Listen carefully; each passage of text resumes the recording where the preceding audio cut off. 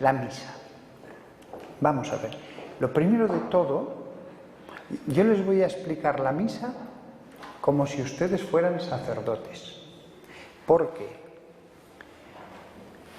aunque sean laicos, hay aquí algún sacerdote, se ha dicho de paso si quiere levantar la mano por... No hay ninguno. Vale, muy bien. Porque aunque ustedes sean laicos, ustedes pueden vivir la misa tan profundamente o más que cualquier sacerdote o que el obispo o que el papa. Lo mismo. A veces el sacerdote puede estar cansado, es su tercera misa, puede estar pasando un momento de tibieza espiritual, hay que ser comprensivos.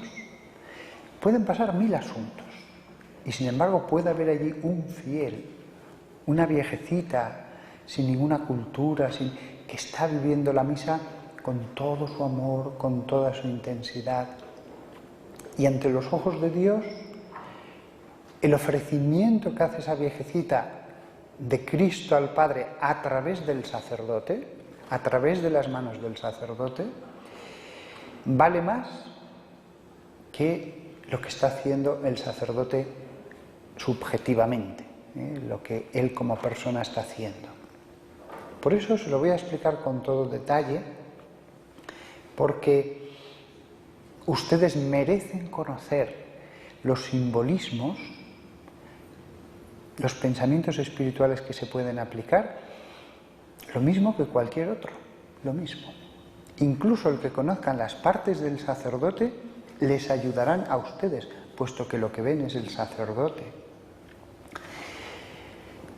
A lo mejor en algún momento les parece que es demasiado lo que yo digo, pero dense cuenta de que el Padre Pío, sus misas no bajaban de 2 horas. Cuando él celebraba, él decía que meditaba y vivía toda la pasión de Cristo, toda, en cada rúbrica, en cada parte de la misa, se imaginaba estar viviendo un determinado momento de la pasión. Entonces, la misa no se la hacía larga, jamás se la hacía aburrida. Incluso cuando a veces, porque había tanta gente escuchando, viéndole decir misa, él la decía bajito y apenas se le oía. Y además, al fondo allí de la iglesia, apenas se le escuchaba en las misas normales, por lo que tengo entendido, incluso la que hay grabada en YouTube, al final ya, pues, él ya está muy anciano y se le oye poco. Pero había ruido, mucha gente, y le decían, no le cuesta concentrarse. Y decía, no, me imagino la pasión. Y en la pasión había mucha gente, había ruido, había de todo. Y eso no estropeaba la pasión de Cristo. ¿Qué hacer para vivir la misa mejor que nunca? Como les decía a los sacerdotes de donde yo vengo, en la diócesis que estaba aquí en México, Canon 909, el sacerdote no omita la preparación para ofrecer el santo sacrificio, ni tampoco la acción de gracias. Y escuchaba yo un reportaje en que entrevistaban al que fue secretario de Juan Pablo II, y Monseñor Civits, cuando era secretario del obispo auxiliar, que era entonces el obispo Boitila, decía, cuando íbamos a un pueblo, a una parroquia, a veces los sacerdotes tenemos que decir varias seguidas, y también a veces los obispos. Cuando nos acercábamos a un pueblo, 10 minutos antes, él se callaba, ya no hablaba conmigo, y se recogía en el coche para prepararse a la misa.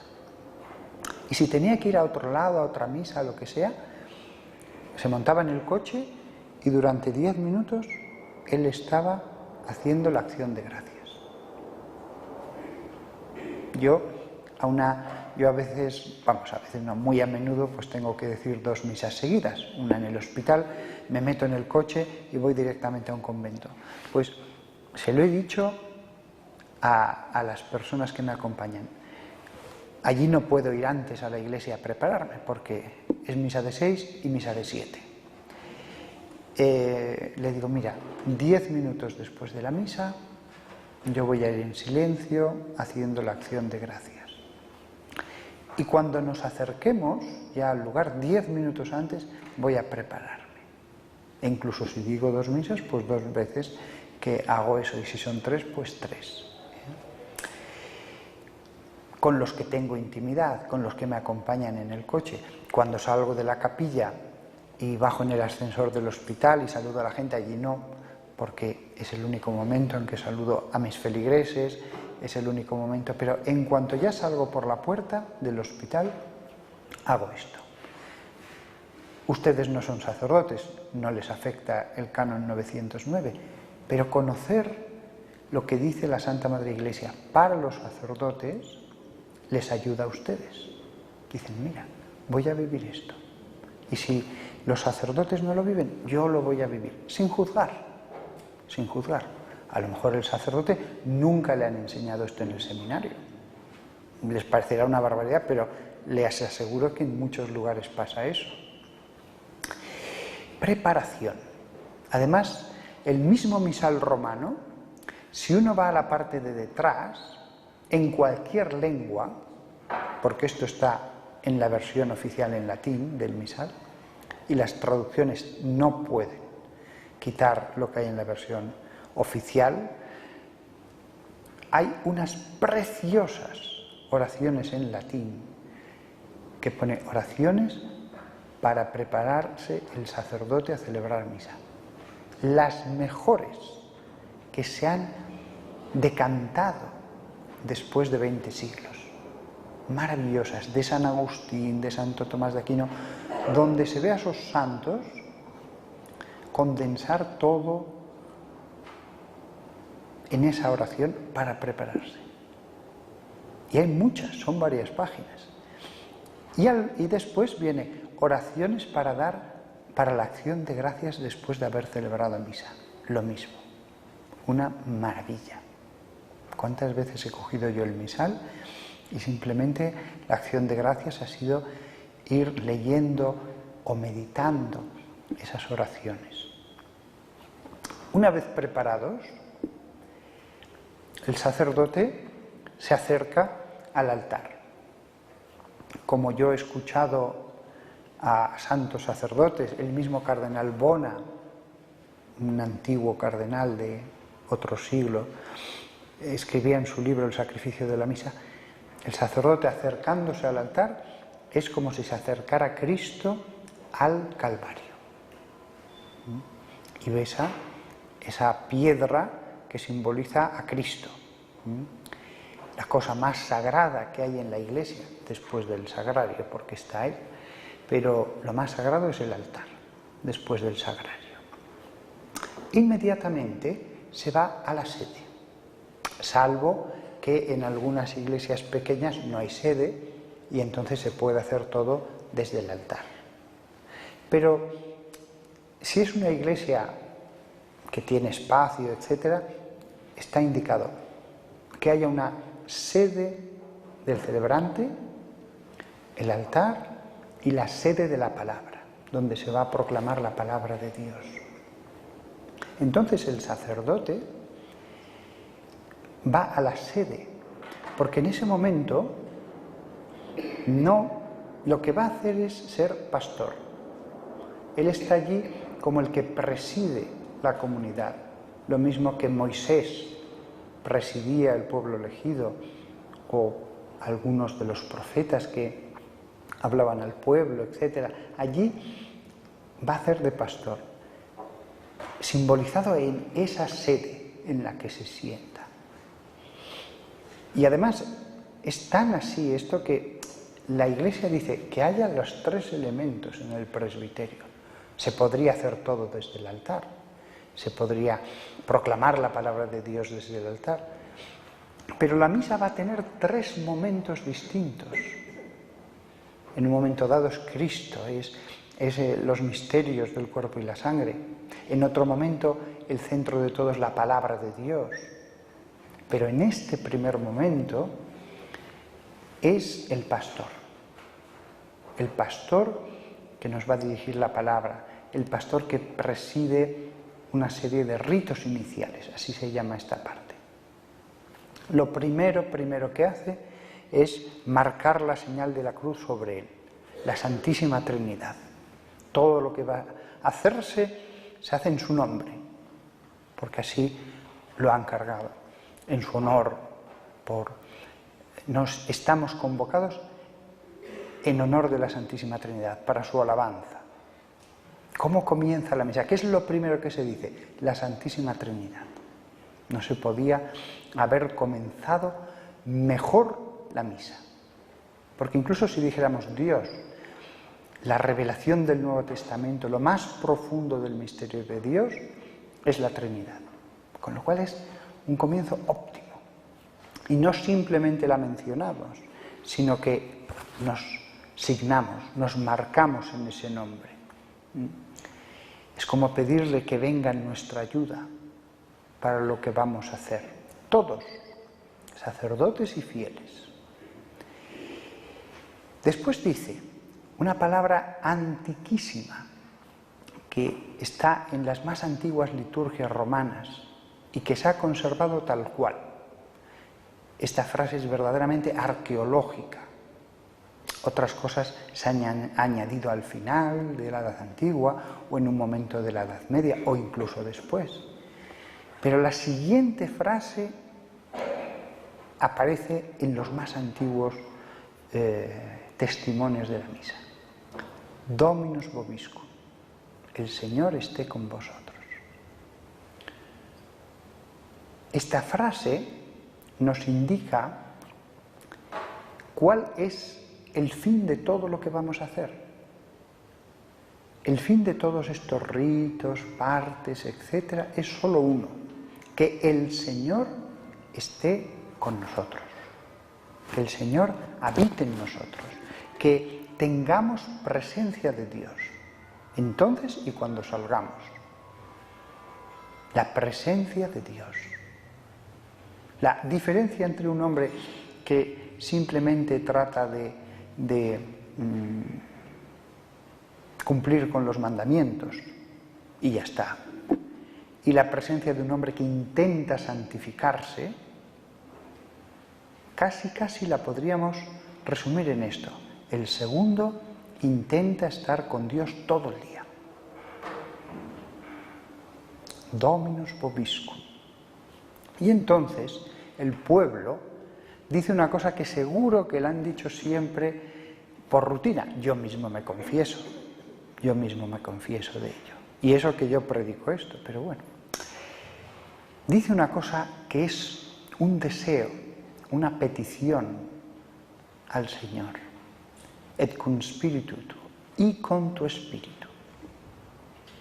Todo el pueblo fiel pide a Dios, aunque no lo mencione, que Dios esté más en el espíritu del sacerdote. Fíjense, si esto se acuerdan, yo confieso que me suelo olvidar, pero si se acuerdan, cada misa, varias veces, van a pedir a Dios la santificación del sacerdote. Frase brevísima, pero que se puede hacer de corazón. Después el sacerdote dice: hermanos, para celebrar dignamente estos santos misterios, no es un misterio, son muchos misterios los que conforman la misa, misterios espirituales. Los grandes misterios, por supuesto, son los del cuerpo y la sangre de Cristo, pero alrededor de ellos vamos a ver en la misa que hay más cosas. Para prepararnos, reconozcamos nuestros pecados. Entonces dice la rúbrica que el sacerdote dejará un momento de pausa. Lo ideal no es que el sacerdote deje 3 segundos. Tic-tac, tic-tac, tic-tac. En este tiempo no se puede pensar en nada. No se puede pensar en nada. Debería darse un poco de tiempo para reflexionar sobre nuestros pecados. No es que tenga que estar 1 minuto, no. Pero 3 segundos tampoco. 6 segundos, 8, 10, tampoco más. No es un momento de oración mental, pero que dé tiempo a algo. Que el sacerdote no lo hace, que es lo normal en España y en casi todas partes, tranquilos, yo se lo digo para que lo vivan, para que lo piensen. Hay que reflexionar en algo en concreto, o en nosotros como pecadores, o en la necesidad que tenemos de arrepentirnos de, iba a decir de tantas cosas, pero algo en concreto, algo que nos duele. Después de ese silencio, porque como dice el misal, la misa está compuesta de palabras, de acciones, vamos a ir viendo qué acciones hace, y de silencios sagrados. Hay que vivir los silencios. Después de ese momento de silencio comienza la petición de perdón. El yo confieso, si se hace de corazón, esa petición de perdón, para prepararnos a celebrar estos sagrados misterios, purifica. Por supuesto que si una persona está en pecado mortal, tiene que confesarse. Por supuesto. Pero si tenemos pecados veniales, el yo confieso bien rezado purifica. ¿Cuánto animo yo a los sacerdotes, aunque aquí solo haya uno, a que se rece con lentitud? Yo tengo la inmensa suerte de que la segunda misa la celebro en un convento y las monjas son las que a coro van diciendo el yo confieso muy lentamente, y la gente pues ya se acopla a ese ritmo. Incluso si una persona estuviera en pecado mortal, incluso si una persona estuviera en una situación matrimonial fuera de los mandamientos de Dios, si en ese momento pide purificación, pide perdón, algo se purificará. Incluso el pecador, que todavía no tiene fuerza para abandonar los pecados que más le cuesta abandonar, si pide perdón de todo lo demás, también él algo se purifica, también él sale más limpio. Siempre lo ideal a la hora de pedir perdón es pedir perdón de todo, sin condiciones, Señor, lo que tú quieres. Pero eso no significa que el pecador, cuando se arrepiente de lo que ha hecho mal, aunque deje algo aparte, porque todavía no tiene fuerza, no significa que Dios no le purifique algo. Acabado esto, estamos más limpios. Hago notar que en un momento dado, por mi culpa, aquí ya tenemos una acción. Recordad lo que he dicho, lo que dice el misal: palabras, acciones, silencios. De las 3 cosas está compuesta la misa. La acción de golpearle no es solamente hablar, es un modo de decir yo. No le echo la culpa a que yo soy el que ha tomado esas decisiones. Yo. Las palabras de Jesús: del corazón del hombre salen los malos pensamientos, los adulterios, la mentira. No es lo de fuera lo que impurifica, es lo que sale del corazón. Y golpeamos el pecho. Después, ya hemos pedido perdón. Y sin embargo la Iglesia nos vuelve a decir: volved a pedir perdón. Dios ya se ha enterado. Y sin embargo, otra vez, Kyrie eleison, en la fórmula antiquísima griega. Ni siquiera eso es latín, pero se trasladó enseguida a Roma. Kyrie eleison, Señor, ten piedad. Ya se había enterado Dios de que le habíamos pedido perdón, pero la Iglesia dice, vuélvele a pedir perdón. Pero no solamente nos dice eso, sino que una vez que hemos dicho eso, díselo otra vez. Y una vez que se lo hemos dicho, otra vez. Dios ya lo sabía desde la primera. Y es Dios, el Espíritu Santo, a través de la Iglesia, que ha dicho no. Hay que insistir en este tema de la purificación. Realmente, si a partir de ahora todos hacemos muy bien esos ritos iniciales, saldremos más limpios.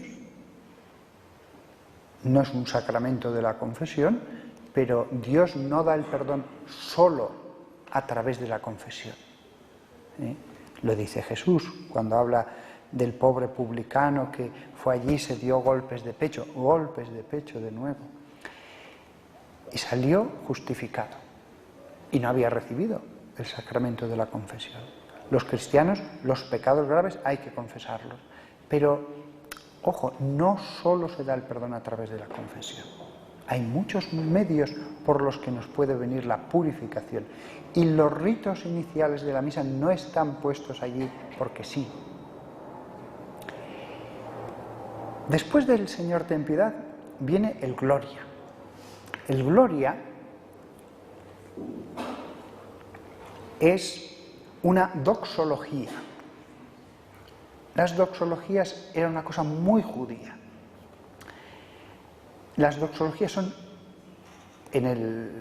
alabanzas que se hacen a Dios. Por ejemplo, San Pablo está hablando de la teología, diciendo cosas, tal, y de pronto, sin venir a cuento, dice, porque a Él le sea dada toda la gloria, Él que es el Creador, Él que es el único por los siglos de los siglos. Amén.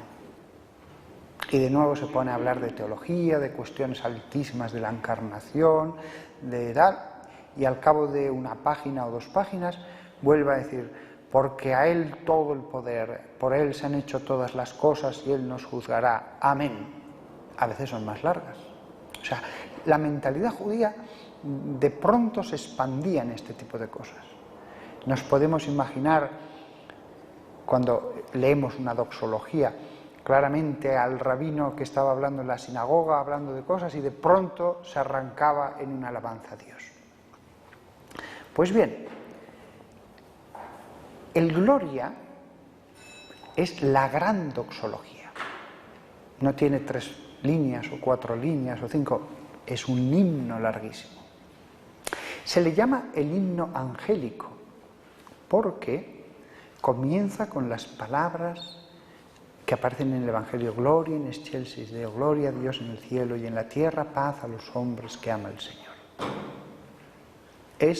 Intenta ser ese himno la alabanza de los ángeles ante el nacimiento de Cristo, ante la aparición de Cristo. Fijaos qué adecuado colocarlo allí para los días de fiestas y solemnidades, y domingos. El Gloria solo se reza en domingos, menos de Cuaresma, fiestas y solemnidades, no en las memorias de los santos. Y se pone allí para significar, este día es muy importante. El Gloria al principio no estaba en la misa. El Gloria se compuso en un determinado momento y solo se usaba solemnísimamente cantado en gregoriano en las misas papales. Era una de las cosas específicas de las misas papales. Pero cantado bellísimamente con la música, que ya no la tenemos, en esos primeros siglos de la Edad Media, gustó tanto en Roma que se extendió a las grandes solemnidades, aunque ya no estuviera el Papa. Y después se extendió ya finalmente a todos los domingos. Después del Gloria viene la conclusión de los ritos iniciales para entrar a la liturgia de la palabra. Y el sacerdote, por primera vez, solemnemente, se va a dirigir a Dios. Abre las manos y va a hablar a la divinidad. Un gesto de sumo respeto. El gesto de abrir las manos lo hacían los sacerdotes de todas las religiones, fueran los persas, los griegos, porque ante Dios era como decir, estoy aquí, Señor, estoy aquí, escúchame. Es un gesto también de súplica, es un gesto solemne. Tan importante es esta conclusión del comienzo de la misa, primera vez en que el sacerdote se dirige al Ser Infinito, tan importante es que tiene que decir a la comunidad, oremos. Pero bueno, ¿qué estábamos haciendo hasta ahora más que orar? Pero dentro de la oración, el sacerdote dice, oremos. Y además está indicado que se deje un momento de pausa. Esto tampoco lo suelen hacer los sacerdotes, pero fijaos en las misas de los papas. Todos obedecen a la rúbrica. El maestro de ceremonias se lo indica. El nombre de esta primera oración se llama colecta, del verbo coligere, que significa reunir. Reunir gavillas de trigo, formando haces, reunir las manzanas en una cesta, coligere. ¿Por qué se le llama colecta? Porque el sacerdote decía, oremos, en la antigüedad. Y en ese momento de silencio cada uno hacía su oración, su petición a Dios, en silencio. Y después de hacer esa oración, el sacerdote decía una oración para recapitular todas las de la comunidad en una sola. Fijaos qué sentido tan precioso, oración colecta. Es como en las novenas, los que hemos sido párrocos, en todas las novenas vas rezando Ave Marías, oraciones, tal, y en un momento dado dice el papel, déjese un momento de silencio para que cada uno pida lo que quiera al santo. Ahora pidan lo que quieran al santo. Uno deja un momento de silencio. Todo el mundo se concentra mucho por la salud, por tal, y después de un momento de silencio, el sacerdote dice ya la oración al santo. Pues eso está en cada misa. Oremos, tiempo de silencio sagrado, y la oración última recoge ante Dios, como en una cesta, recapitula todas las oraciones. Precioso. Y además dice, por nuestro Señor Jesucristo, tu Hijo, que vive y reina contigo en la unidad del Espíritu Santo y es Dios. Esa última parte, en la unidad por los siglos, es otra doxología muy cortita. Podría decir, por Jesucristo. Amén. Pero se hace una pequeña doxología. ¿Por qué decimos por Jesucristo? La razón para pedirle todo lo que le hemos pedido, tanto en voz alta al sacerdote como en el corazón los fieles, la razón que le damos al Padre es decir, Cristo en la cruz, los sufrimientos de Cristo, Cristo que está ahora a tu derecha, Cristo que es el intercesor. No te lo pedimos porque lo merezcamos, no te lo pedimos porque hayamos sido buenos, te lo pedimos por Él. Jesús intercede por nosotros, nosotros no merecemos nada. Fijaos qué sentido tan interesante. La terminación larga, por nuestro Señor Jesucristo, tu Hijo, solo se hace 2 veces en toda la misa. En la oración del principio, oración colecta, y la oración del final, la oración postcomunión. En el resto de veces que invoquemos la intercesión de Cristo, para no hacerla toda tan larga, siempre diremos la breve, por Jesucristo nuestro Señor. Amén. Fijaos lo bien pensado que está en la Iglesia. No tendría ningún sentido repetir lo largo una y otra vez. Basta con decirlo al principio y al final y después ya la breve.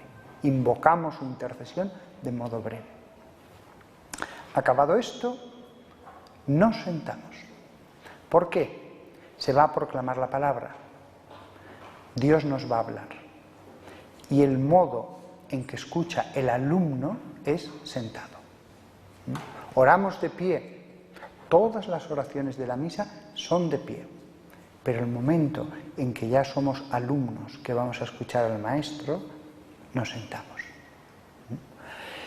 Y entonces Dios nos habla. Dios nos habla en su palabra. Es cierto que ha dado esa palabra a través de hombres, pero es Dios. Nada hay en la Biblia que no haya sido su autor Dios. El amor que tienen los protestantes a la Biblia lo sacaron de la Iglesia. La Iglesia les enseñó ese amor. No aman más los protestantes la Biblia que los católicos. Para ellos es la palabra de Dios y para nosotros es la palabra de Dios. La Biblia tampoco cayó del cielo en las manos de Lutero. La Biblia, la Iglesia la entregó generación tras generación a la humanidad. ¿Por qué sabemos que estos libros forman parte de la Biblia? Porque la Iglesia lo dijo, aunque después Lutero sacó algunos que no le encajaban para nada en lo que decía, pero hasta el número de libros, todo, es porque la Iglesia lo dijo, aunque él sacara algunos que no encajaban en su teología. El amor a la Biblia. Y entonces escuchamos la palabra de Dios. Dios nos habla. Tenemos que tener oído abierto a Él que nos va a enseñar. Yo siempre que me siento en la sede, en el presbiterio, intento concentrarme. Señor, ¿qué me quieres decir? ¿Qué me vas a decir hoy?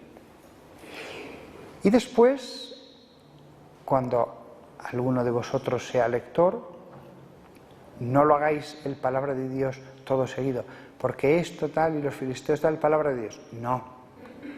Tal, un silencio y una proclamación. Palabra de Dios. Un acto de fe. Después de dejar unos segundos de pausa mínimos, que no sea un punto y seguido, sino un momento. Después de eso, la Iglesia nos hace volver a escuchar la palabra de Dios, pero de un modo orante, el Salmo. Escuchamos, pero oramos a través del Salmo. Nosotros oramos a través de lo que se está leyendo. O escuchamos a Dios, que nos dice algo en concreto. Los salmos están compuestos de esas dos cosas. Habla Dios, habla el alma. Habla Dios, habla el alma. Y para que nos insertemos más en esa oración, que es palabra de Dios, está la antífona. Nosotros no recitamos a coro el salmo, no nos lo sabemos de memoria, los 150, pero nos insertamos en la antífona que repetimos todos juntos. Es un modo de unirnos a todo eso. Además, las antífonas no son simplemente un versículo y ya está, son versículos sumamente escogidos. Son versículos que se pueden usar como jaculatoria. A veces queremos escoger jaculatorias. Las antífonas son todas perfectas. Después del Salmo, los domingos y festividades viene una segunda lectura. Cuando hay dos lecturas, la primera siempre es del Antiguo Testamento, oramos y escuchamos el Nuevo Testamento. Después viene el Aleluya, la alegría de la resurrección de Cristo. El Aleluya tiene insertado, como si lo engarzara, otra antífona, especialmente escogida. No todos los versículos de la palabra de Dios son igual de perfectos para una antífona. Si simplemente leemos en el libro de Jueces y entonces Sansón mató a 200 filisteos, pues allí no es lo mejor para ser una antífona, no es lo mejor para jaculatoria. El Aleluya de por sí es especialmente apto para ser cantado. Cierto que se puede recitar, pero yo incluso cuando estoy solo y tengo tiempo, en la misa del hospital no tengo tiempo porque a las 7 hay otra misa, lo canto. Aleluya. Es bueno que nos unamos en ese canto. El aleluya nos parece estar pidiendo ser cantado. Aleluya. Eso es muy sencillo, no hace falta ni tener buena voz, ni saber mucho de música. Y después viene el Evangelio, la culminación de ese ascenso en la liturgia de la palabra. Hemos empezado por el Antiguo Testamento, hemos orado, hemos escuchado a un apóstol o a otro, a San Pedro o a San Juan o a San Pablo, y ya después de ese anuncio que es el aleluya, ya Cristo mismo. Jesús nos va a hablar, la palabra de Jesús va a resonar, como respeto nos levantamos. Es tan importante que para escuchar a Jesús lo hacemos de pie. Es tan importante el Evangelio, porque todo es palabra de Dios, pero el Evangelio es su mismo centro, el centro de la palabra de Dios. El Evangelio es lo más importante de la Biblia. Si alguien tuviera solo que leer un poco de la Biblia porque no tuviera ya tiempo, se fuera a morir o no tuviera tiempo, lee el Evangelio. Ahí está lo más importante, el resumen de todo y del modo más bello posible. Las dos cosas. Aquí tienes todo lo esencial para tu salvación y para tu santificación, para responder a todas tus preguntas, los misterios más profundos. Todo el Nuevo Testamento, de hecho, en cierto modo, es una explicación del Evangelio. Es reflexionar sobre las consecuencias del Evangelio, completar una teología después de haber escuchado el Evangelio. Es tan importante el Evangelio que el sacerdote vuelve a repetir la fórmula, Dominus vobiscum, el Señor esté con vosotros. El fin de todo vuelve a repetirse. Y después signa el Evangelio. El hecho de signar es, cuando lo hace el sacerdote, es como una bendición. Bendice la palabra de Dios para que en mí y en todos los demás produzca efecto. No puedo hacer ya más santa esta palabra, pero sí que le pido al Señor que esta palabra penetre en mi alma. Es lo mismo que cuando el sacerdote en la misa hace la bendición de la forma antes de consagrarla. ¿Para qué lo hace? Después ya, cuando diga la fórmula de la consagración, va a ser Cristo. Y Cristo ya no puedo hacerlo más sagrado por más que lo bendiga. Dice Santo Tomás de Aquino, cierto, pero el sacerdote bendice esa forma para que cuando yo la tome penetre su gracia en mi alma, me santifique más. Lo mismo pasa con el Evangelio.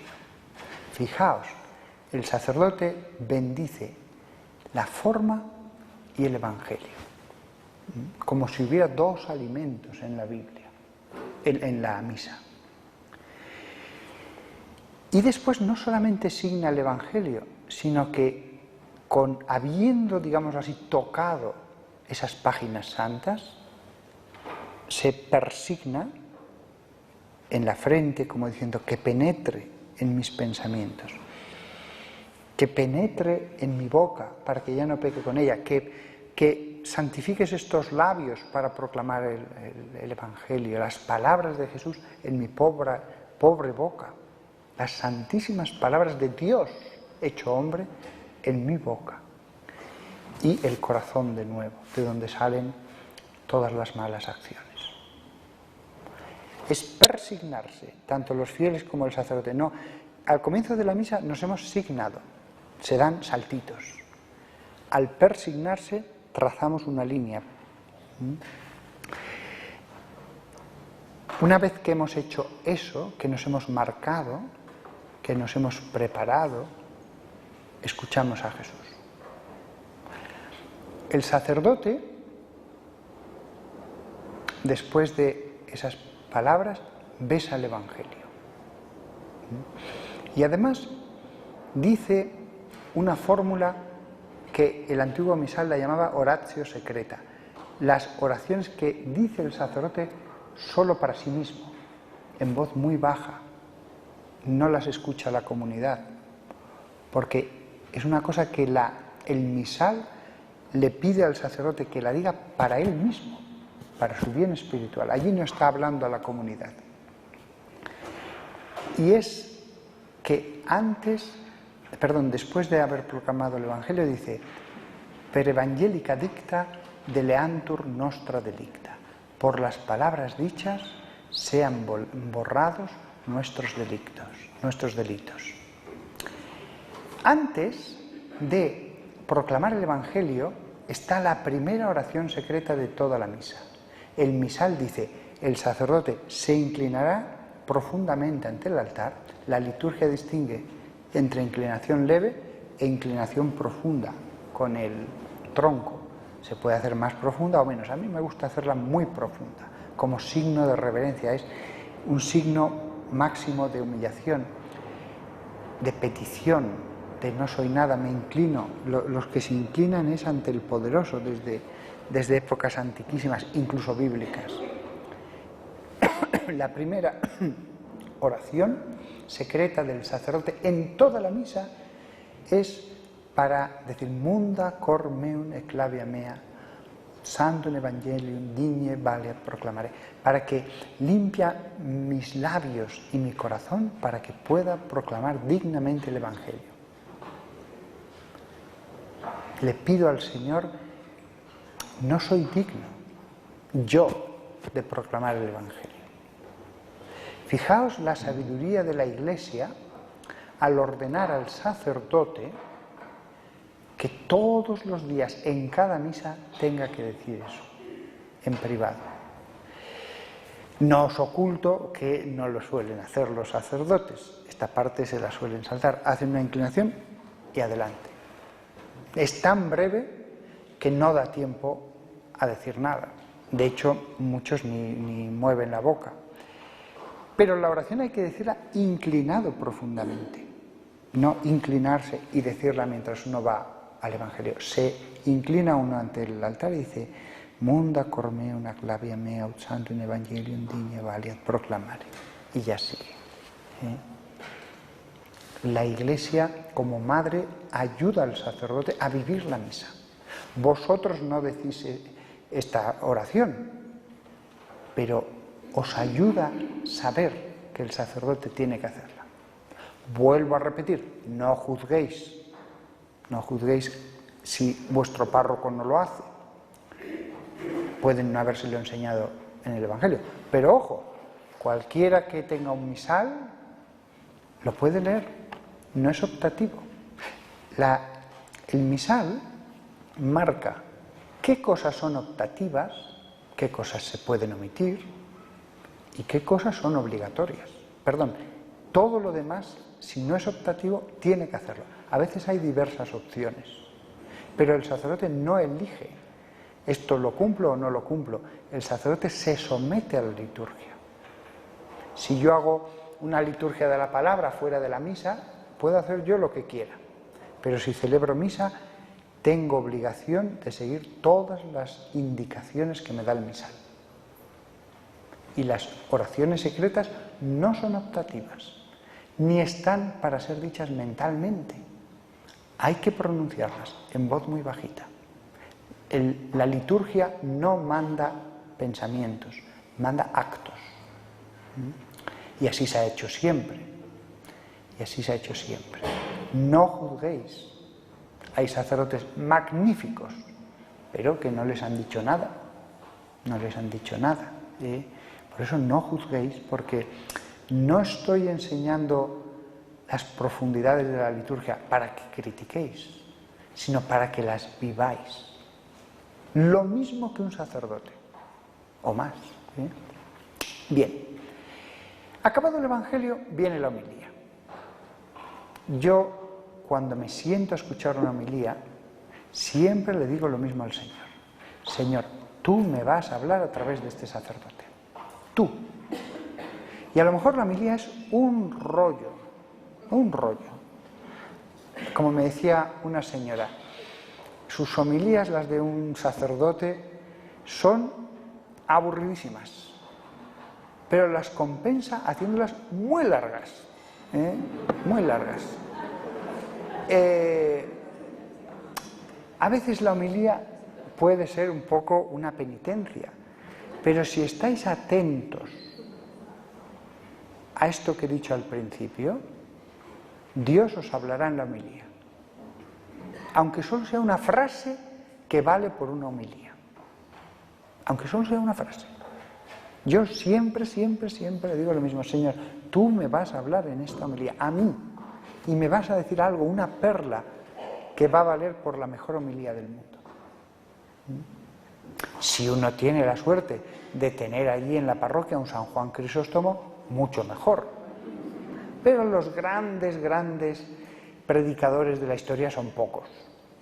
Después, pues, es cierto que hay una gradación muy grande. Buenos predicadores, magníficos, excelentes, y una gradación también hacia abajo, que lo mismo, no juzgamos. A lo mejor el pobre, pues, no tiene el don de la palabra.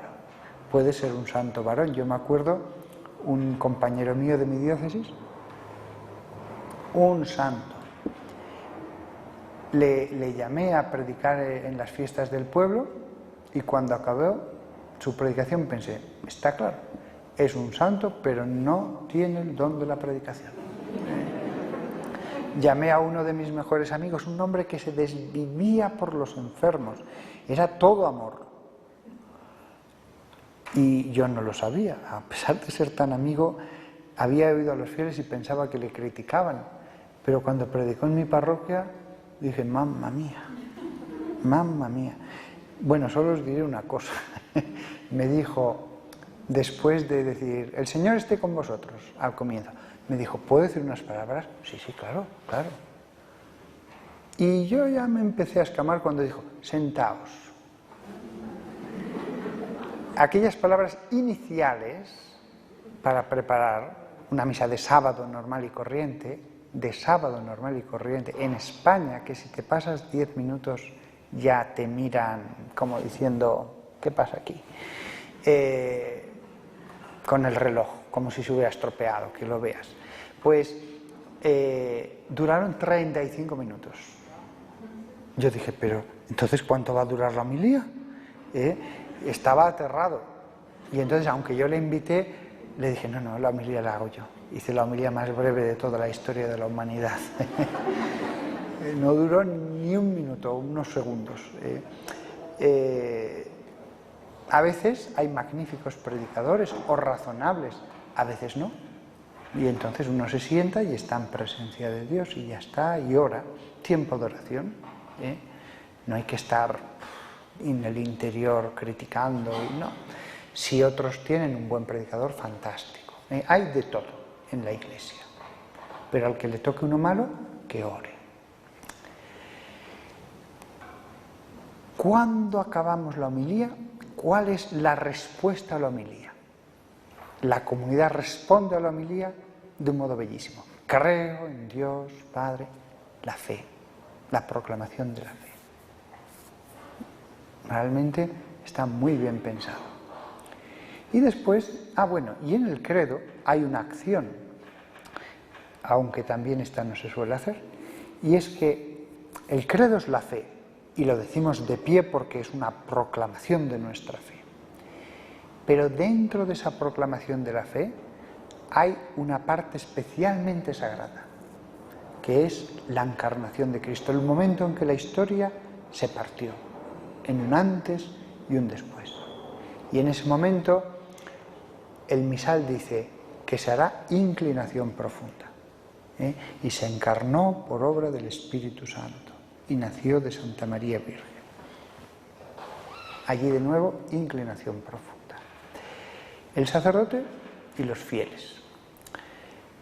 Después vienen las preces.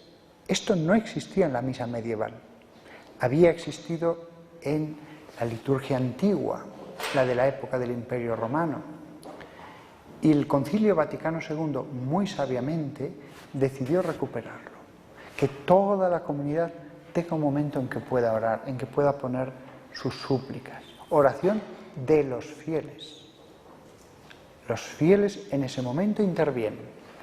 Los fieles han proclamado la palabra de Dios. Los fieles han intervenido lo mismo que el sacerdote en determinadas oraciones. El yo confieso, el Señor ten piedad, en el gloria. Y ahora de nuevo vuelven a intervenir, pero más.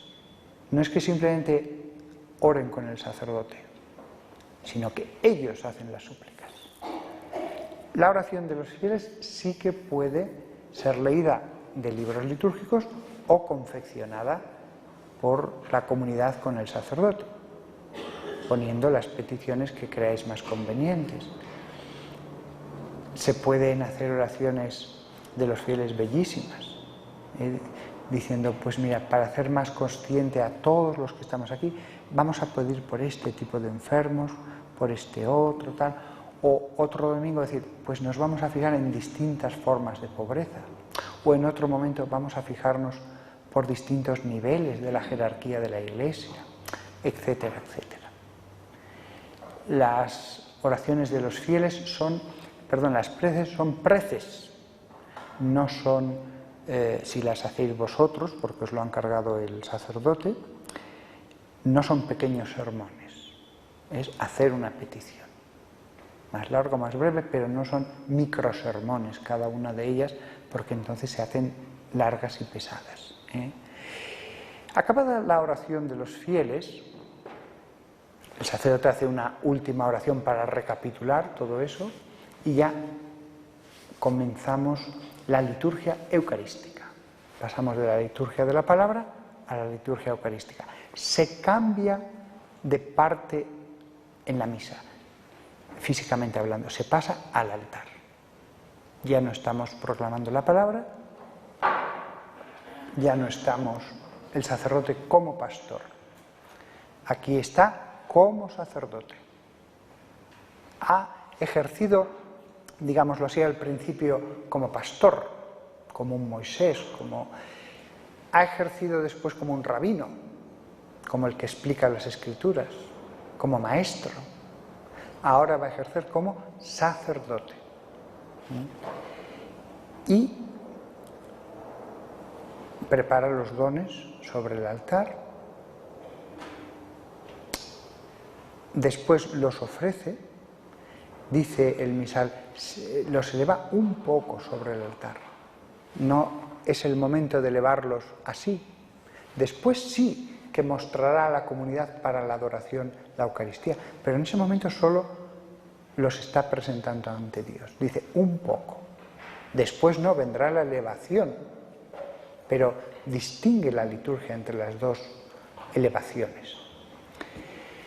Esa parte del sacerdote la puede decir, bendice Señor este pan, la puede decir en voz baja o en voz alta. Esa fórmula de bendiciones totalmente rabínica. Si leéis fórmulas de bendiciones rabínicas para la noche de Pascua, está tal cual. Y la del vino lo mismo. En el fondo, la misa es la noche pascual, es aquel sábado, es aquella cena en que el padre de familia hacía esas oraciones con la copa, lo mismo pasa en la misa. El que las puso, porque esto no estaba en la misa medieval, fue obra del Vaticano II, lo hizo con mucho conocimiento de la liturgia y de las fuentes antiguas. Engarzó allí eso con nuestros orígenes. A mí me gusta decirlo en voz baja para que la gente tenga un poco de tiempo de silencio y de meditación. porque además se une, después de haber ofrecido a Dios como si estuviera en esa cena de Jesús, o cualquier judío en la tierra prometida después de salir de Egipto.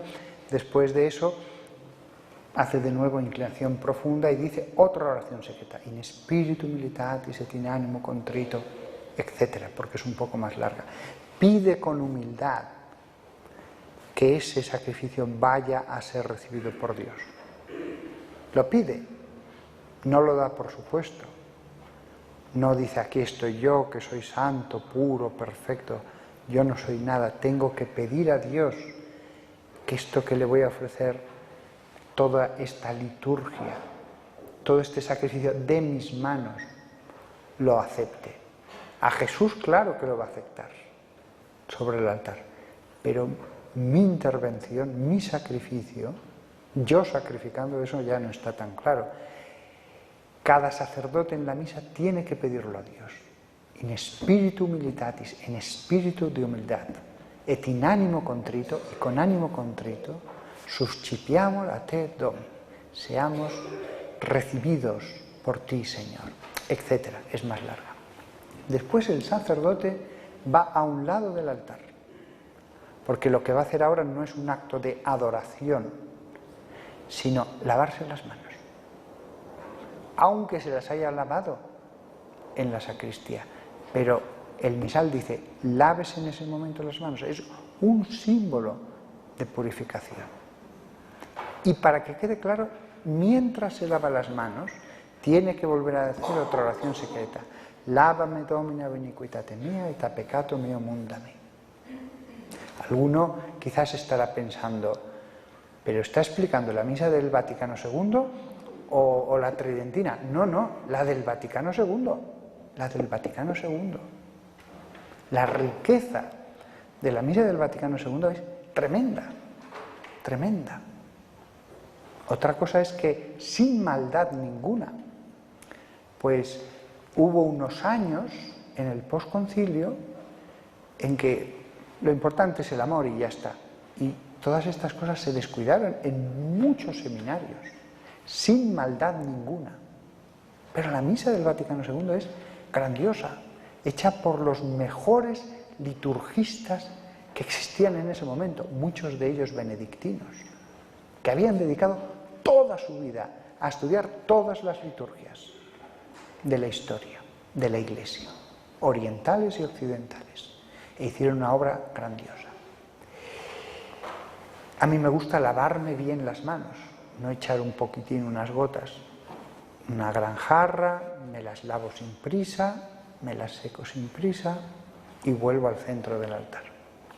Y entonces el sacerdote dice una fórmula haciendo este gesto con las manos. Orad, hermanos, para que este sacrificio mío y vuestro, este gesto se hace dos veces en la misa. Fijaos, orad, hermanos, para que este sacrificio mío y vuestro, hace así, dar, pero al mismo tiempo después recibir, acoger las oraciones de todos los que estáis allí. La rúbrica es clara, extenderá y juntará los brazos de nuevo sobre el pecho. Doy, acojo. De nuevo el sacerdote expresa que está recogiendo vuestras plegarias. Los fieles no están en la misa como meros testigos de lo que hace el sacerdote. Los fieles participan de ese sacrificio. Incluso si estamos 100 sacerdotes concelebrando, es uno el que va a ofrecer las cosas con sus manos. Pero todos los sacerdotes nos estamos uniendo en un mismo sacrificio.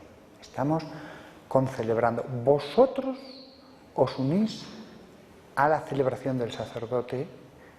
Bueno, la celebración de la misa, la celebración es de todos también en cierto sentido, aunque el sacerdote va a hacer unas cosas específicas, pero el sacerdote está recogiendo lo que estáis haciendo vosotros de un modo invisible. No estáis como testigos, estáis participando. Lo mismo que el sacerdote que concelebra, no hace falta que él eleve la patena, no hace falta que él diga todas las plegarias, las van a decir solamente 3 o 5, dependiendo de la plegaria que use, el canon 1. Pero no importa, porque todo se une allí, de un modo espiritual. Orad, hermanos, y después entra el prefacio. En el prefacio es ya como el atrio para entrar en la parte más santa de la misa, el canon, la gran oración. Pero antes el prefacio, que es como una puerta de entrada. Perdón, antes del prefacio hay una oración en que el sacerdote vuelve a extender las manos y a orar a la divinidad, la oración sobre las ofrendas.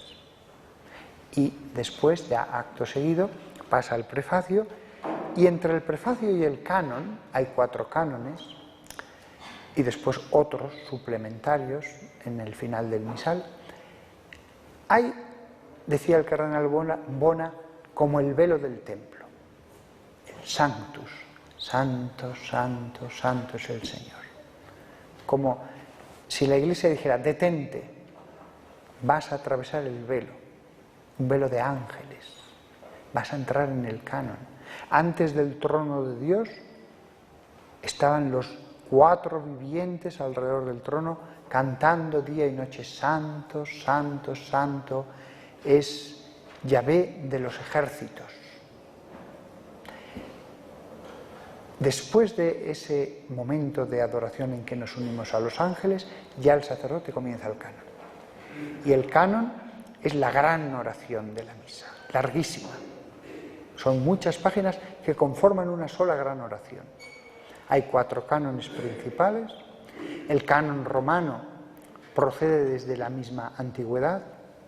No es obra de un hombre, ha sido hecho, rehecho, reformado, ampliado coralmente toda la Iglesia a través de los siglos. No fue un hombre el que compuso el canon romano, sino que es una obra coral de la Iglesia, el Espíritu Santo actuando a través de la Iglesia, aunque no sea palabra de Dios, pero Dios no iba a dejar la adoración a Él mismo de un modo simple,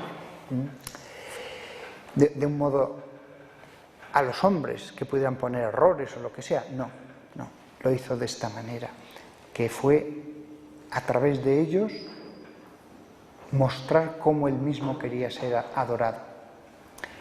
Después de una serie de oraciones ya se aproxima el momento de la consagración, porque el sacerdote pide que venga el Espíritu Santo sobre esos dones, sobre el altar, y él pone las manos pidiendo que descienda el Espíritu Santo. Incluso, de nuevo, vuelve a bendecir, lo mismo que lo había hecho con el Evangelio, los dones. Y después ya entramos en el Sancta Sanctorum de la misa. En el Sancta Sanctorum, lo mismo que el sumo sacerdote entraba ante el arca de la alianza, allí estaba el maná, pues el sacerdote va a entrar en la fórmula de la consagración, tal cual fue pronunciada por Jesús en la última cena. Es un momento tan sagrado que hay una pequeña rúbrica en letra roja allí que dice: el sacerdote debe pronunciar estas fórmulas claramente. Así como otras las decía en voz baja, aquí la pronunciación debe ser perfecta. Es el momento más sagrado de la misa. Tan sagrado que también se indica que el sacerdote se inclinará sobre el altar. No va a decir la fórmula recto, sino que él mismo se inclina un poco. El Padre Pío ponía hasta los codos se inclinaba al máximo, ya más no podía. Y entonces decía la fórmula. Antiguamente la forma quedaba ya sobre la patena, pero la gente quería ver el cuerpo de Cristo. Había tal devoción a la Eucaristía que la Iglesia tuvo que poner la norma de que después de la consagración el sacerdote la elevaría. Es que era el afán de ver el cuerpo de Cristo. Qué devoción, todo el mundo estaba arrodillado, claro.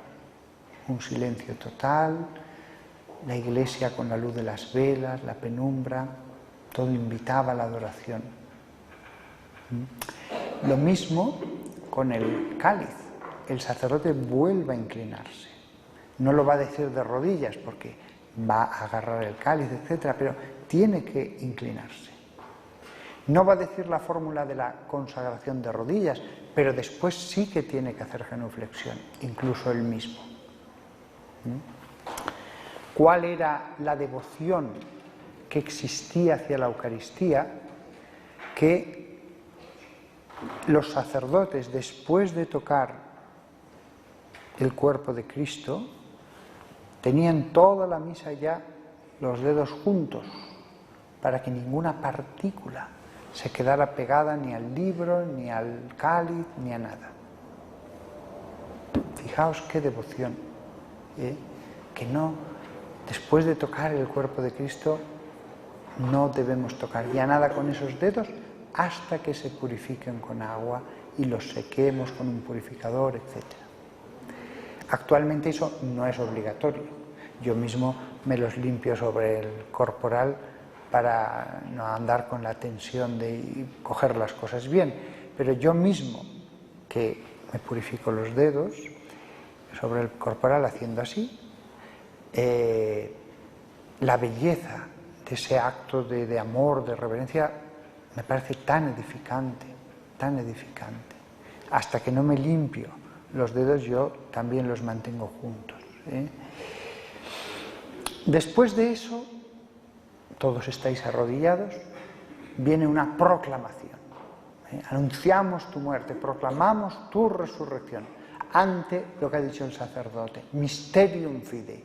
Este es el misterio de la fe. Hay 3 opciones de proclamación. Y continúa el canon. Después, esa gran oración que es el canon es completada con la doxología. El momento en que el sacerdote toma las 2 especies y dice: por Cristo, con Él y en Él, se lo está ofreciendo a Dios Padre. Ese momento es un momento de ofrecimiento. El Hijo, a través del sacerdote, por manos del sacerdote, se ofrece al Padre como víctima. Ese momento para mí claramente simboliza la crucifixión. Recordad en el Evangelio cómo se dice que Jesús les reveló que sería elevado. En la lengua que hablara con ellos, que sería arameo, ser elevado significaba ser crucificado.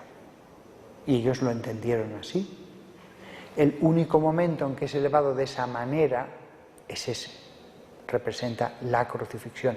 El cuerpo y la sangre son elevados sobre el altar. Los 2 separados.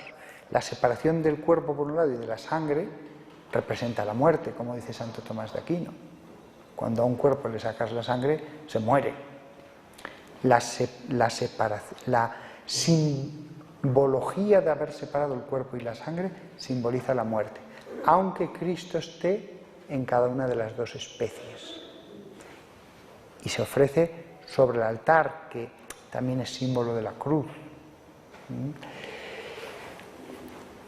Ese momento también es óptimo para ser cantado, porque tiene tanta importancia, para deleitarse más en él, para hacerlo más largo. Tanto que hasta Juan Pablo II indicó: se pueden rezar 3 amenes, se pueden cantar 3 amenes después de la doxología. Y eso pone punto final a la liturgia eucarística. Allí ya entramos en la parte final de la misa con el Padre Nuestro. Es curioso, después de haber hecho tan grandiosas oraciones, plegarias bellísimas, el himno angélico, es como si quisiéramos recapitular todo en la oración de Jesús, como si esa joya estuviera engarzada en ese momento de la misa, como si todo lo que hemos dicho se resumiera en la simplicidad del Padre Nuestro. La oración de Jesús, no compuesta por los hombres. El Padre Nuestro fue enseñado por Jesús. Alguien podrá decir, ¿es un añadido? No. Cuando se comenzó a celebrar la liturgia eucarística, ellos celebraban los ritos de la Pascua judía, de la cena de Pascua. Cuando esas personas se hicieron cristianas, casi seguro desde el principio, añadieron el Padre Nuestro. Rezaban las oraciones judías de la Pascua, pero añadieron el Padre Nuestro, ya eran cristianos. Y eso se ha conservado desde entonces sin interrupción hasta nuestros días. Acabadas esas oraciones que engarzan como una joya al Padre Nuestro, entonces el sacerdote va a hacer una acción muy interesante. Va a partir la cosa más sagrada que existe, la fracción del pan. Eso viene del principio porque eran hogazas de panes normales y había que partirlas en muchos trozos para después darlas en comunión. Duraría un rato el partirlas. Pero, o sea, si había 100 personas había que hacer 100 trozos. Pero eso tiene otra simbología, el quebrantamiento de Cristo, el quebrantamiento en la pasión. Fijaos, la cosa más sagrada que hay en el mundo, el cuerpo de Cristo, el sacerdote lo rompe. Las cosas sagradas no se rompen. Es una acción que representa tanto la pasión de Cristo, su quebrantamiento, que la Iglesia indica que en ese momento se recite, mejor se cante, el Agnus Dei. Cordero de Dios, que quitas el pecado del mundo. Se pide perdón. Cordero de Dios, que quitas el pecado del mundo, ten piedad de nosotros. Pedimos perdón. Fijaos, hemos pedido perdón en el yo confieso, hemos pedido perdón en el Señor ten piedad, hemos pedido perdón en el interior del gloria a Dios en el cielo. El sacerdote un montón de veces en las oraciones secretas. Pues por si fuera poco, una vez más. Y se repite. Después hay otra acción, no palabras, acción. El sacerdote coge una partícula y la arroja en el cáliz, diciendo una fórmula. Et commistio corporis et sangre. Esta mezcla del cuerpo y la sangre de Cristo. La resumo. ¿Qué simboliza la unión del cuerpo y la sangre? Si hemos dicho la separación del cuerpo y la sangre simboliza la muerte, la unión del cuerpo y la sangre representa la vida, dice muchas veces el Antiguo Testamento. La unión simboliza la resurrección. Los hombres separaron eso con su pasión. Vuelve a unirse de nuevo, la resurrección. Y por eso, después de la conmixtio, después de la mezcla, el sacerdote hace genuflexión. Como Cristo cuando se aparece en el cenáculo a los apóstoles. ¿Por qué en ese momento? Si después que ya ha hecho la genuflexión, al aparecer sobre el altar, ya ha estado allí todo el tiempo, porque en ese momento Cristo se aparece ante los apóstoles como Cristo resucitado. La conmixtio se hace en todos los ritos, orientales, etc. Y después que el sacerdote ha hecho genuflexión, el Padre Pío, lo sabemos por una carta que le envió la congregación, un monseñor de la congregación, decía, quejándose de que el Padre Pío no es que hacía genuflexión, clavaba su rodilla en el suelo. Y le decía que venga, más rapidez. El monseñor ese. Clavaba su rodilla en el suelo, estaba un rato allí adorando. Después se añadió una nueva elevación. Al principio no existía, se pasaba directamente a la comunión y solo comulgaba en la Edad Media el sacerdote y unos pocos. La gente tenía tal respeto a la Eucaristía que solo si estaba confesado inmediatamente, si se había preparado mucho, comulgaba. Hasta las comunidades religiosas comulgaban unas pocas veces al año. Y por supuesto después de confesarse, prepararse muchísimo. La gente quería ver a Cristo y entonces la Iglesia tuvo que poner, para satisfacer ese deseo, una elevación más. Este es el Cordero de Dios, ecce agnus Dei, como el ecce homo, que dice Pilatos, he aquí al hombre. Este es el Cordero de Dios que quita el pecado del mundo, dichosos los... Y después se añade ese versículo del Evangelio, Señor, que lo dice el centurión, no soy digno de que entres en mi casa. Como si el cuerpo fuera una casa donde habita el alma y Jesús va a entrar en la casa.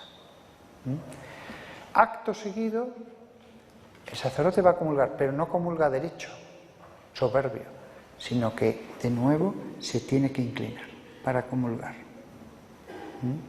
Se tiene que inclinar y así es como comulga. El vino no, tiene que hacerlo derecho, no puede hacerlo inclinado, pero si se pudiera también lo haría, porque el pan lo tiene que hacer inclinado. Y antes de recibirlo, la Iglesia le ordena que vuelva a decir otra oración secreta. Corpus Christi custodiat me in vitam aeterna. El cuerpo de Cristo me custodie para la vida eterna. Me custodie, subjuntivo, no es seguro. No es seguro. No dice Corpus Christi custodiat me. Me custodia. No, me custodie. No es seguro. Me puedo condenar. Ojalá que esto me custodie. Incluso se me ha olvidado una oración secreta más. Después de la conmixtio, hay una oración que el sacerdote tiene que decir en voz baja, en la que pide a Dios que eso que va a recibir, el cuerpo y la sangre de Cristo, no se convierta en su causa de condenación. Y lo tiene que decir todos los días. Desgraciadamente se suele saltar, porque además es una oración un poquito larga, no son 3 líneas. Todos los días el sacerdote, al celebrar la misa, la Iglesia le recuerda, ojo, no se convierta esto en causa de que estés para siempre en el infierno. Y de nuevo se le recuerda justo inmediatamente antes de comulgar. Y cuando recibe la sangre de Cristo, lo mismo, sanguis Christi custodiet me in vitam aeterna. De nuevo subjuntivo. La Iglesia no te asegura que lo estés haciendo bien. Más vale que se lo pidas, no lo des por seguro, no lo des por seguro. Después de eso, ya el sacerdote va a dar la comunión. Ya que aquí hay un sacerdote, una pequeña sugerencia que no sale en el misal, esta es mía, de mi cosecha. En España la mayor parte de los sacerdotes dan la comunión así. Esto es muy bueno para que toque el labio el dedo. La comunión, fijaos cómo la daba siempre Juan Pablo II o el Papa Francisco, así. De esta manera, de arriba abajo, sí que es muy complicado que llegue a tocar, pero si la das así sí que es muy fácil.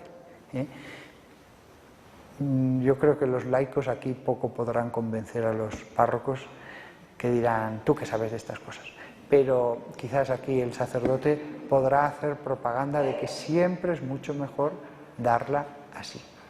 Si además el sacerdote la da subido un escalón del presbiterio, el fiel de forma instintiva va a levantar la cabeza. Si la da al mismo nivel, pues a veces hasta hacen así. Bueno, sugerencias. Esto sí que es sugerencia. Después de dar la comunión y retirar el Santísimo Sacramento del altar, allí ya no está Cristo en cuanto ha purificado los vasos sagrados. De nuevo vais a decir, pero qué barbaridad, la Iglesia, cuando está purificando los vasos sagrados a un lado del altar, porque no es un acto de adoración, es un acto instrumental necesario simplemente, de nuevo vuelve a decir otra oración secreta antes de tomar ese agua. Y acabada la purificación y cubierto con un velo, el velo, que hubo una consulta a la Congregación para la Doctrina de la Fe hace unos años, ¿sigue siendo obligatorio el velo del cáliz en la celebración de la misa? La respuesta fue sí. El velo, las cosas sagradas se cubren con un velo, no se deja allí como cualquier cosa, sino que lo sagrado se cubre para que no esté como cualquier cosa a la vista de todos, como una silla, Es una de las pocas cosas que siempre estaba en las cenas del sábado de los judíos. Eso se han conservado, están en los museos. Había una tela especialmente bella, a veces con brocados de una tela muy buena, muchas veces pintada sobre la tela, con palabras hebreas, etc., y que estaba sobre el cáliz. Me acuerdo de un cura que me dijo, pero el velo, ¿qué sentido tiene el velo? Pues hombre, es la única cosa que estamos seguros que estaba en la cena de Jesús, en la última cena. ¿Ah, sí? Sí, mira los museos, mira cómo se celebraba la Pascua judía en esa época. Se ha dicho de paso, habréis visto la película de Indiana Jones y la última cruzada, que cuando dice cuál es la copa de un carpintero, y escoge allí un vaso de arcilla malísimo, como un vaso de la actualidad malísimo. No tenía ni idea el guionista de la película. Hasta la familia más pobre tenía una copa, la más bella, a veces que pasaba de generación en generación, para la celebración de la cena de Pascua. La mejor copa, bellísima, la mejor que pudiera tenerse, aunque fueran muy pobres, era para toda la vida. Con lo cual, cuando a veces algunos curas han dicho, no, Jesús era pobre, un vaso pobre de arcilla y tal, Jesús les hubiera dicho, no tienes ni idea, no tienes ni idea. Esas ideas de la pobreza, ni los más pobres las seguíamos. Es todo pura teoría ideológica. Se usaban bellísimas copas para la cena de Pascua. Se cubrían con un velo. Después que todo ha sido purificado, ya Cristo no está sobre el altar. Entonces el sacerdote, como pastor, vuelve a la sede. Y entonces dice, oremos. De nuevo invita a la oración. Y de nuevo hay un momento de pausa. Nos recogemos y después de haberle dicho lo que hayamos querido, es cuando ya el sacerdote hace la última solemne, grandiosa oración que concluye todo a Dios. Una oración solemne, la final, la última vez ya que se va a dirigir a Dios en la misa. Acabado eso, vuelve a recordar el fin de todo. Lo ha hecho al principio, lo ha hecho a la mitad y lo va a volver a hacer al final. Dominus vobiscum, el Señor esté con vosotros. Para eso estamos allí. Y de nuevo la petición, y con tu espíritu. Y entonces él, como los antiguos personajes del Antiguo Testamento, como hizo Jesús, como hicieron los apóstoles, va a hacer una bendición sobre toda la comunidad. Un sacramental.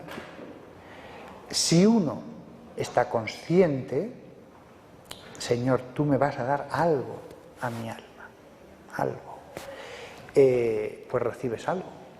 Si tú estás aburrido y entiendes la bendición final como la bandera de los coches de carreras, que a la puerta, pues no recibes nada, no recibes nada. Pero si tú dices, Señor, tú, Jesucristo, me vas a bendecir, algo voy a recibir, pues recibes algo.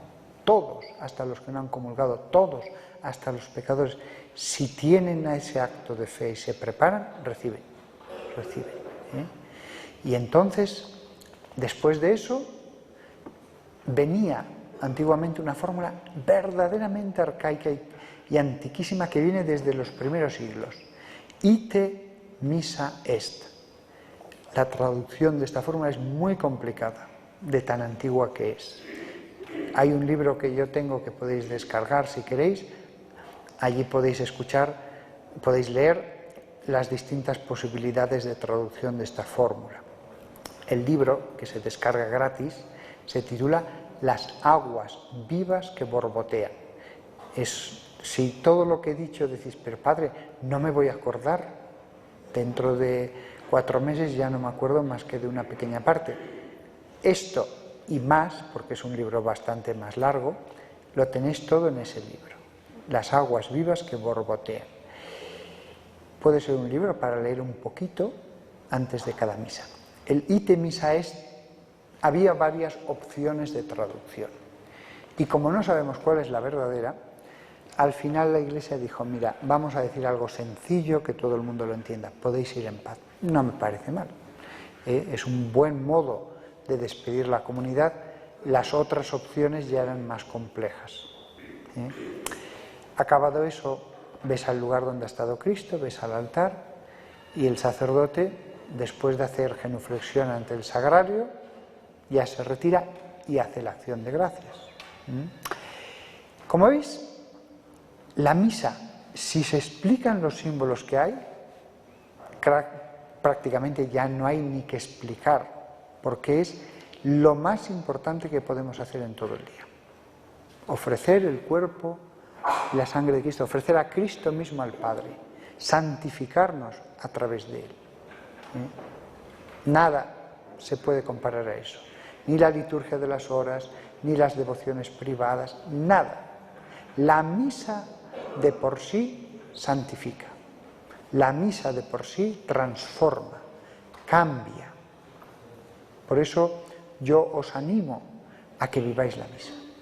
Yo os animo a que esto sirva solo de comienzo para un interés litúrgico, para que profundicéis en los misterios de la misa.